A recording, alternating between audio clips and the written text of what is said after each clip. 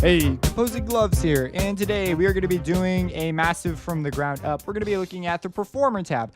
This is amongst the first tutorials I did, and I missed it. I'm pretty sure I did it and just didn't upload it. I don't know. Anyways, we're correcting it now. So I've made a sound using this. I made a little patch demonstrating the Performer tab, so you can see it sort of used in context. So the Performer tab allows you to create rhythmic sequences that can be very useful in genres like dubstep. Here, I got a little different. I went chiptune style here, but it sounds like this. You might be going, oh, that's not a very exciting sound, but it changes throughout the little track. So you see, it's like, whoa, that's like, it opens up and sounds like way better than before. So I'm going to really quick play this for you. Structurally, it needs a lot of work. It just needs a lot of work all over the place, but it's got some cool ideas. I just wanted to give you some sort of a context. So I start out with that sound, and then you see the sound develop, and then we hit this like tiny drop, which happens way too quickly. Or it's not smooth, structurally that is, but you get the idea. So here it is.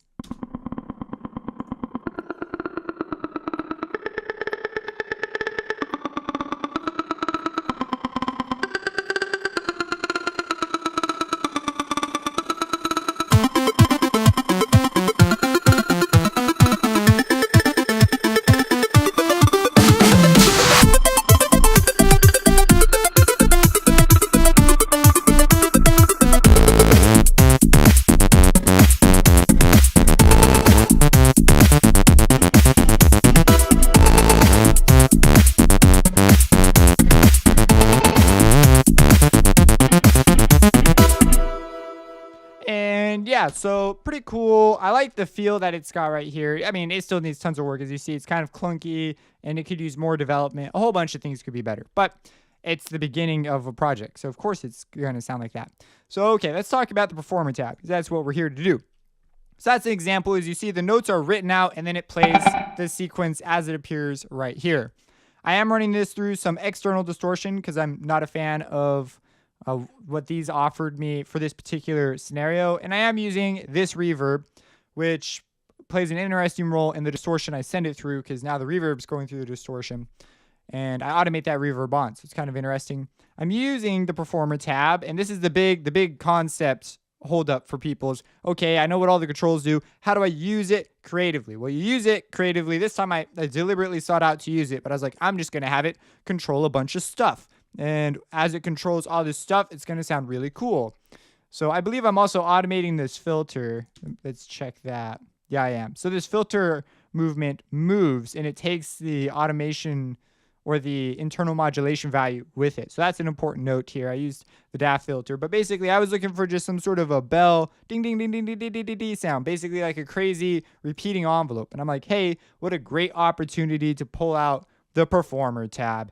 And this is also very common in dubstep for that very same reason. Now, if I wanted to create a variation on the rhythm, I can use this X fade sequence. So I can have a separate rhythm on top where it's these kind of curves, and then I could go down. And there you have it. It is applying the new sequence, and I can mix between them. I don't often very often do that. But if you wanted to, what a lot of people do is they'll actually make a patch that has a rhythm that they like, and then they'll come in here and they'll clone it. So they'll have the exact same patch, and then they'll change that patch. So they'll change a lot more than just the sequence. That way it's a unique sound. It has that variation in your track, makes it sound a lot more intricate. Not necessarily complicated. I don't know if that's really a good thing, but it makes it sound different, interesting. You make creative moves in a way that helps your track. So what I'm using it to control here is I'm controlling the amplitude. So I'm controlling several things. First, I'm controlling the wavetable position of this wavetable, sine harmonic 2. So I'm controlling that, and this was the result of a lot of experimentation with other wavetables. I am also controlling the amplitude of these, and I settled on some oscillators that I liked, mostly the sine square type oscillators, the square, sine square, mostly sine, and I am making them go ding, ding, ding, ding, ding. And the way I'm doing that is I'm modulating them like so. So I have my amp volume all the way down, and this causes it when it's at its max value, and then it pulls it down. Boom, boom, boom, boom, boom, boom, boom, like that. So that's why I'm getting the pluck sound, which is really cool.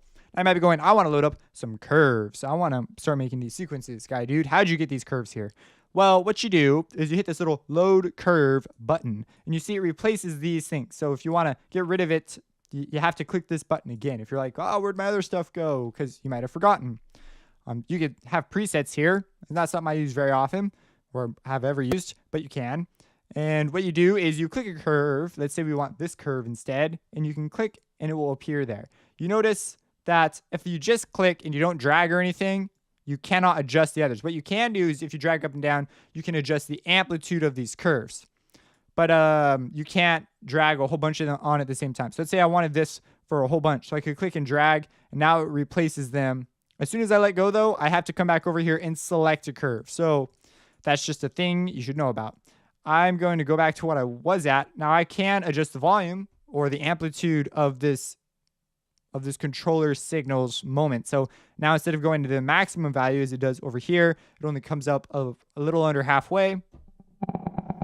So you see that could have some really cool effects. So I usually draw in my curves specifically because they have this random button. Some people love this random button. You can click this random button. It'll randomize everything. It's just, I don't know. That's cool sometimes. But most of the time I find I get what I want a lot faster if I just start drawing in curves that are a little more meaningful to me. So that's what's going on there. All the other switches and buttons you see here, like they're all pretty much the same as the stepper tab. If we go over here, we have all the same. Now there is one, you have the load curve switches out for the snap to grid. And so if you have any questions about what any of these buttons do, that's covered in the stepper video. So just go check that video out. So it's not that complicated of a thing. And I do cover all these. So let's look at the application. Like, what's the idea behind this sound? So I was like, I want a bell tone. So I settled on these particular sounds and I pitched them up accordingly. And this was just the result of some trial and error. I added a little bit of the FM and a little bit of the ring modulation to number 1. Originally, I was working with just number 1, and I used 2 and 3 later on to get more of that tone. It was originally going to be a bass, and then I was like, it'd be cool to make a bell type thing. So I went for the re-triggering bell. So I knew I wanted this da-da-da-da-da. Originally, I had this linear curve, which sounded like this. But it wasn't as, like, it didn't suck the amplitude down fast enough. It wasn't enough like a pluck. So I went for this one, and it did what I wanted. And I put that there for variation, this little double stab. You can do a triple too, so we could be like, ooh, triple. But at this point, the tempo is so quick that it doesn't make much of a difference. Like, it's just like creating a little texture difference there. So that's what I did. I went and I attached this. I was thinking about doing it to the pitch, but I decided not to.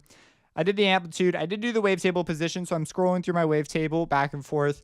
And then on the filter. So I thought it'd be really cool to have some filter automation and then modulate the filter as the filter automation is happening. So it's like moving up and down as the value's going up more and more and more. And that's what's going on here. So if we take a look at it as it moves, we can see it begins to rise.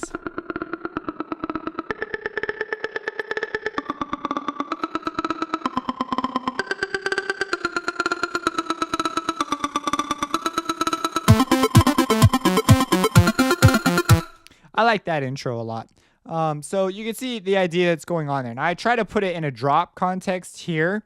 And if we were to solo just that part, this isn't solo this one, solo.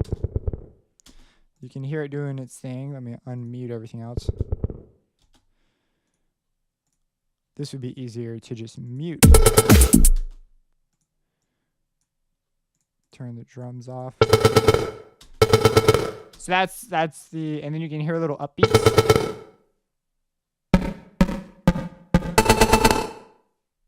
That's all that was. So just some interesting stabs, some additional stuff. And so, yeah, it's not that complicated of a thing. You'll see this used in all sorts of dubstep sounds. It's going wob, wob, wob, wob, wob.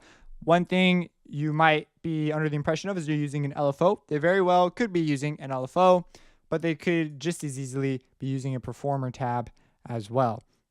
Well, the LFO offers some additional controls. Like you have the positive and negative cycle. The performer tab, as you can see, does not have a negative cycle. So you can't go do, woo, woo, woo. You can't go up, down. You can just go one direction. If we were to drag an LFO on something, we would be given a negative direction we could go. You see, it's like, oh, look at, there's the negative cycle. Where here, there's no negative cycle. So that's one reason why you may grab an LFO. So I guess you can't just as easily do it with an LFO, but you get the idea. They could choose different modulation sources to get different things. This makes the performers tabs a little more suitable for things like volume control, and it makes the LFO tab a little bit more versatile of a control for something like a filter, where negative values could be very valuable in what they bring to the table, or maybe a resonance control. So just something to consider. The stepper tab's better for like stepped sequences, things that it doesn't make sense to be turning between a bunch of values. It makes sense to just go from value to value. And you could actually do that here with the box. You could do something like this. See, it's very similar. Whoops, I see I let go. Shouldn't have let go. But you see it's very similar to the stepper tab. However, the stepper tab is ideal. Like they've added some features here with the ability to snap to meaningful values that makes the stepper tab better for controlling things like maybe if you want to create a pitch sequence or something like that. If you have any questions about this, let me know. Subscribe and have a blessed day.